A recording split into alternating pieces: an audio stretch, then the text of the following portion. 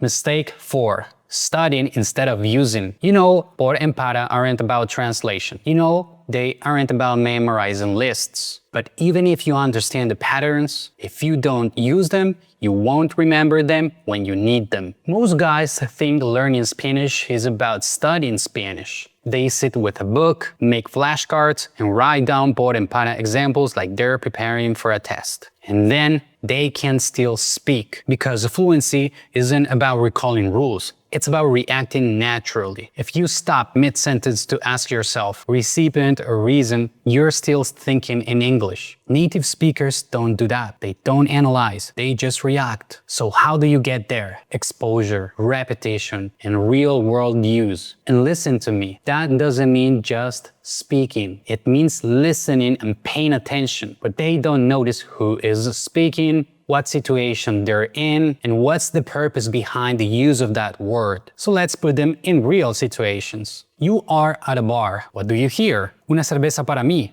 The beer is for you. Para marks who receives it. Tomamos por la victoria. We drink to celebrate the victory. Por expresses the reason for the action. You're on a date. What do you say? Reservé una mesa para dos. You booked a table for 2 people. Para shows who something is meant for. Lo hice por ti. You did it because of her. Por marks the motivation behind the action. You're in a taxi. What does the driver ask? ¿Vas para el centro? Are you heading toward downtown? Para shows the final destination. Vamos por la autopista. We go through the highway. Por marks the route you take. See the pattern? You don't need forced translations or lists. You need to focus on the specific situation and the speaker's intent at the moment to understand how the language is actually used. If you keep learning Spanish by reading words and a list, por and para will never feel natural. You need to experience them. So next time you hesitate, pause and listen before you speak. Pay attention to how native speakers use it at the moment. Observe, absorb, and then say it. That's how fluency is acquired.